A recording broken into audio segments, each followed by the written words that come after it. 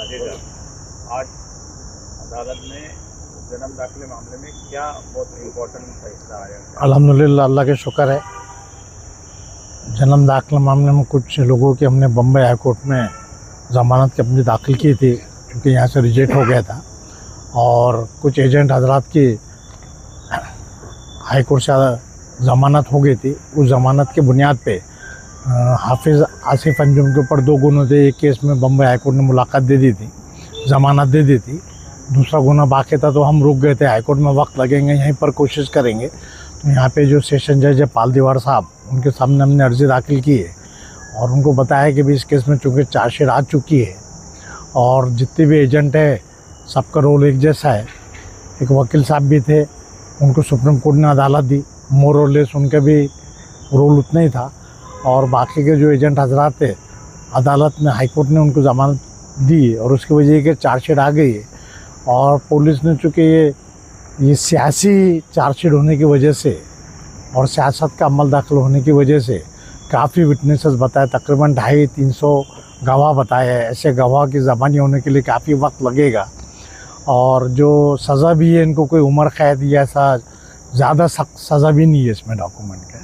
और high court ने जिन लोगों को छोड़ी है, भगीरथ शिंदे और भी दूसरे जो लोग थे, तो उनका रोल और आसिफ अंजुम का रोल एक जैसे ही है कि ये एजेंट है। इन्होंने ले जाके कुछ कागजात दिए, या तो वकील को दिए, एजेंट को दिए, और उन्होंने वो तहसीलदार को मिलकर ऑर्डर्स करवाए। तो क्योंकि चार्जशीट आ चुके हैं, इनके ऊपर पुराने केसेस नहीं है और 8-9 महीने 1 साल से ये लोग बाज़ाब्ता जेल में हैं और पूरी तरह से मदद की है। तमाम कागजात जमा हो गए हैं, सही है गलत है वो कागजात पूरे मौजूद है। और केस चलाए भी तो केस चलते चलते वक्त लगेगा कि वो 250-300 विटनेसेस हैं। तो जब हाई कोर्ट ने उन लोगों को छोड़ी थी, तो हाई कोर्ट की पावर और सेशन कोर्ट की पावर सेम है। तो आप भी इन लोगों को छोड़ दें। तमाम कागजात देखने के बाद में, चार्जशीट के मुताला के बाद में, जनाब पाल दीवार सेशन जज साहब ने हाई कोर्ट के ऑर्डर का बारीक बीनी से मुताला किया और उसी ऑब्जर्वेशन के ऊपर मुफ्ती आसिफ अंजुम की ज़मानत दे दी और 25,000 रुपये का मुतलका देना, बेल देना, और बाकी दूसरी कोई शर्त नहीं रखी। हालांकि हाई कोर्ट ने 2 लाख की ऑर्डर की थी और 4 फ्रेमवर्क तक बाहर रहना ऐसा भी ऑर्डर किया था, लेकिन इसमें ऐसे कोई शर्त नहीं की है। और तफसीली ऑर्डर देके आज ज़मानत के ऊपर रिहाई की है। माशाल्लाह ऐसा दिखता है कि और लोगों के भी अब इसके बाद से रिहाई मुमकिन है, जिन की हम यहाँ दाखिल करेंगे।